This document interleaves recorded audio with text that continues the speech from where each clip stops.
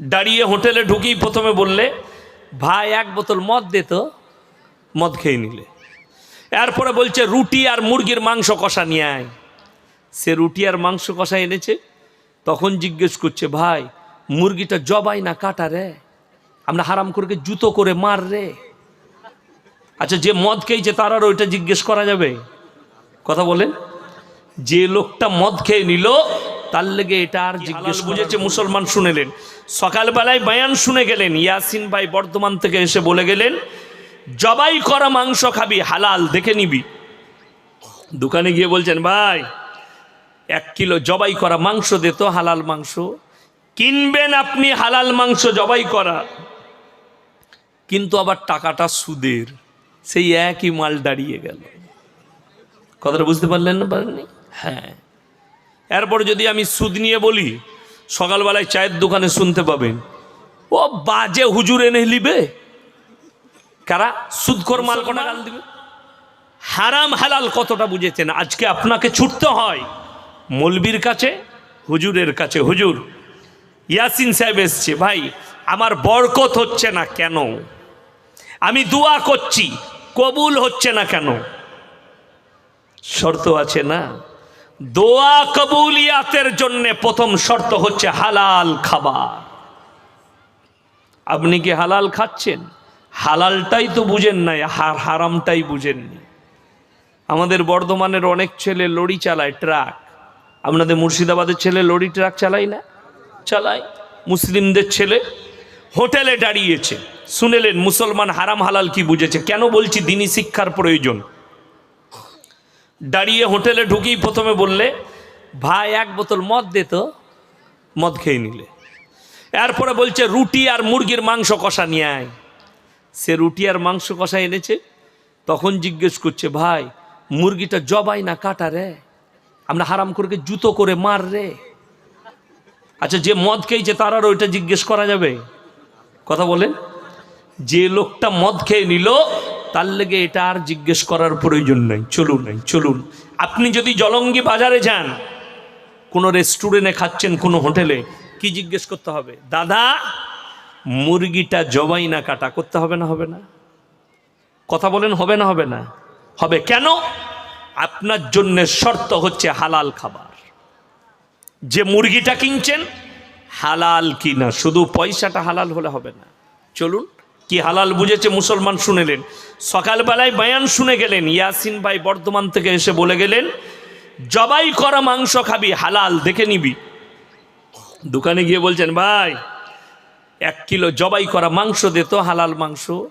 কিনবেন আপনি হালাল মাংস জবাই করা, কিন্তু আবার টাকাটা সুদের। সেই একই মাল দাঁড়িয়ে গেল। কথাটা বুঝতে পারলেন না? পারেননি? হ্যাঁ। এরপর যদি আমি সুদ নিয়ে বলি, সকালবেলায় চায়ের দোকানে শুনতে পাবেন, ও বাজে হুজুর এনে লিবে। কারা? সুদখোর মাল কটা গাল দিবে। তো অসুবিধা কিচ্ছু নাই। গাল আমি এমনি খাই, যারা গাল দেয় তাদের লেগে দোয়া করে, আল্লাহ তুমি হিদায়াত দাও। চলুন, যদি বলেন সুদ, কোরআন বলছে ওয়াহাল্লাল্লাহুল বাইয়া ওয়া হাররামার রিবা। হে আমার নবী বলে দাও, ব্যবসাকে হালাল করেছি আর সুদকে হারাম করেছি। সুদকে হারাম করেছে। কেউ যদি 1 টাকা সুদ খায়, নিজের মায়ের সঙ্গে 36 বার জিনা করার সমান পাপ হবে। নাউজবিল্লাহ বলেন। আপনি সুদ খাচ্ছেন। সুদ ইসলামে জায়েজ না না জায়েজ? কথা বলেন। না জায়েজ, হারাম। ইসলামে বলা হয়েছে মায়ের সঙ্গে জিনা করা হবে কেউ যদি সুদ খায়। আর আপনি সুদ খেয়ে বলছেন জবাই করা মাংস দে। সেই একই মাল হারাম হয়ে গেল, সুদের টাকা। ব্যবসাকে আল্লাহ হালাল করেছে। সারাদিন জলঙ্গি বাজারে সবজি বিক্রি করেছেন, 1000 টাকা রোজগার করেছেন। যে খাবারটা খাবেন কিনে, ডাল ভাত খান আর শাক ভাত, পয়সাটা হালাল, খাবারটা হালাল। সন্তানের মুখে হালাল খাবার তুলে দিয়েছেন, সেই সন্তানটা নেক সন্তান হবে। যারা নিজের সন্তানের মুখে হারাম খাবার তুলে দেয়, সে কখনো নেক সন্তান হতে পারে না। লেখে নিয়ে যান। আপনি তো হারাম হালাল চিনতে পারলেন না। আমার মুসলমান ভাই, আমি এটাই চিনাতে চাইছি। যেমন বলে দিই, মৌলবীদের জন্য ফতোয়া দেওয়াটা খুব সহজ। চলুন, ইসলামে ঘুষ দেওয়া হারাম না হালাল? কথা বলে না? হারাম।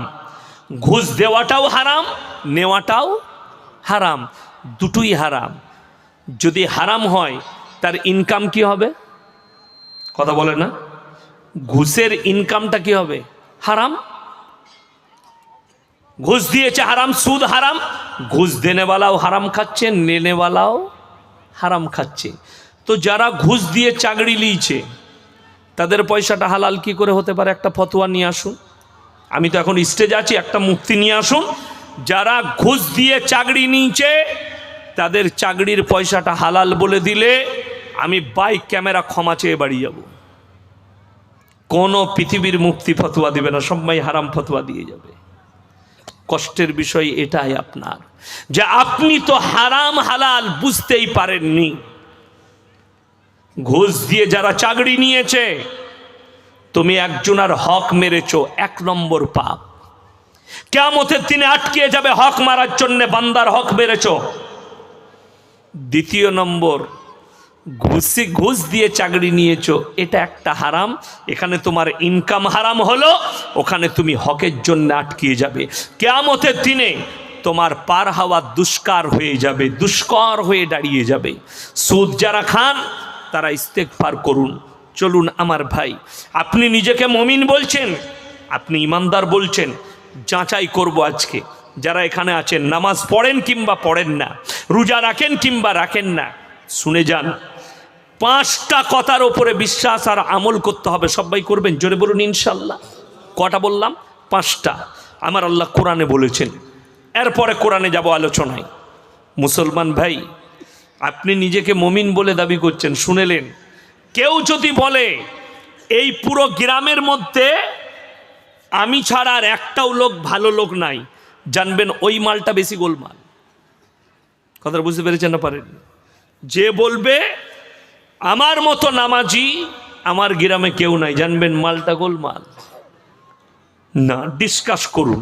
আমি বলে যাচ্ছি, আমার আল্লাহ কোরআনে দিয়েছেন 5টা শর্ত। এগুলো যারা মানবে, বিশ্বাস করবে, তারাই একমাত্র কামিয়াব হবে। কোরআন খুলুন, সূরায়ে বাকারা। কোন সূরা বললাম? সূরায়ে বাকারা, একবারই প্রথম।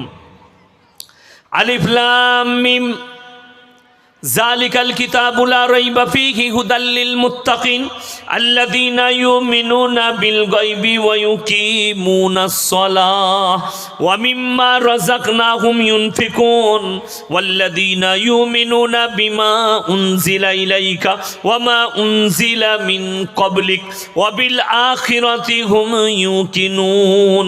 আলিফ লাম মিম, আলিফ লাম মিম র, তসিন তসিন মিম ইয়াসিন কাফা ইয়া আইন সদ। কোরআনে যতগুলো এরকম হরুফ আছে, এগুলোর নাম হচ্ছে হরুফে মুকাত্তাত। এর মানেটা আল্লাহ ছাড়া পৃথিবীর কেউ জানে না। আমি আল্লাহ কিয়ামতের দিনে আমার বান্দাদের সামনে বর্ণনা করব। জোরে বলুন সুবহানাল্লাহ। এর পরের আয়াত, যালিকাল কিতাবু লা রাইবা ফি। আমার এই কোরআনে বিন্দু মাত্র সন্দেহ নেই। কেউ সন্দেহ করবেন না, জোরে বলুন ইনশাআল্লাহ। বিন্দু মাত্র সন্দেহ নেই আমার এই কোরআনে হুদাল্লিল মুত্তাকিন। যারা মুত্তাকি হবে, বিশ্বাসী হবে, তাদের জন্য আমার কোরআনে উপদেশে ভরা আছে। জোরে বলুন সুবহানাল্লাহ। আচ্ছা, শুধু মুসলিম ভাইরা কোরআন পড়ে না, অমুসলিম ভাইরাও পড়ে? অমুসলিম ভাইরাও পড়ে। কিন্তু কে কে পড়েছেন? হরেন নরেন গগেন নয়, এগুলো তো আলাদা। কবিগুরু রবীন্দ্রনাথ ঠাকুর কোরআন পড়েছেন, ঈশ্বরচন্দ্র বিদ্যাসাগর কোরআন পড়েছেন, বঙ্কিমচন্দ্র কোরআন পড়েছেন, আইনস্টাইন কোরআন পড়েছেন, শ্রীরামকৃষ্ণ কোরআন পড়েছেন, রাজা রামমোহন রায় কোরআন পড়েছেন। আল্লাহর কসম করে বলছি, এদের কোরআন পড়ার আপনার মসজিদে একজন মূর্খ মুসল্লির কোরআন পড়া আমার আল্লাহর কাছে আসমান আর জমিনের ফারাক আছে। এরা যখন পড়েছে জানার জন্য, মানার জন্য নয়। আর একজন মুমিন ব্যক্তি কোরআন পড়ে, আল্লাহ তুমি যা বলেছ সত্য বলেছ, যেটা দিয়েছ আমাদের জন্য উপদেশ দিয়েছ। জোরে বলুন সুবহানাল্লাহ। ওই জন্যে একজন ইমানদার আর ওই শিক্ষিত, এদের দুজনের মধ্যে কোরআন পাড়ার ফারাকটা হচ্ছে আসমান আর জমিনের ফারাক। একজন বিশ্বাসে, একজন অবিশ্বাস করে দেখেছে। চলুন, এরপরে আল্লাহ বললেন 1 নম্বর গুণাবলী, যারা হিদায়েতের উপরে আসতে চায়, যারা কামিয়াবি লাভ করতে চায়, 1 নম্বর আখলাক, আল্লাযীনা ইউমিনুনা বিল গায়ব, তারা যেন না দেখে আল্লাহকে বিশ্বাস করে। সবাই করবেন, জোরে বলুন ইনশাআল্লাহ। আচ্ছা আপনারা বলুন, আল্লাহকে কেউ দেখেছেন এখানে? আচ্ছা দেখার ইচ্ছা আছে না নেই? আরে কথা বলে না কেন? জোরে বলুন ইনশাআল্লাহ। এই শখটা ভালো শখ। দেখুন, আমাদের বাবারা যখন বলে তোর লেগে একটা মেয়ে দেখে এসছি, 1 সপ্তাহ পরে তুই যাবি, তো মনটা কি বলে? খালি মনে মনে হয় কবে আসবে শনিবারটা, দিন পেরোই না, মনেতে লাড্ডু ফুটে না। আমি আমার বিবিকে দেখবো, আমার জর্দাঙ্গিনী হবে, রাতের বেলায় আর ঘুম হবে না সেই যুবকে, কবে আমি দেখতে যাব। ফটোটা দেখেছে একবার, দারুণ লাগছে, কবে আমি সামনাসামনি দেখব, দিন পেরুবে না। তোমার যেমন উতাল হয়, আমার মুসলমান ভাই আপনি ইমানদার হন, জান্নাতি দিকে আল্লাহ সুন্দর উপহার দিবেন। সেই উপহারের মধ্যে একটা মারাত্মক উপহার হচ্ছে আল্লাহ দিদার। জোরে বলুন সুবহানাল্লাহ। আল্লাহ নিচে দিদার করাবেন জান্নাতি দিকে, এটা আল্লাহর একটা বহুত বড় উপহার। না দেখে আল্লাহকে বিশ্বাস,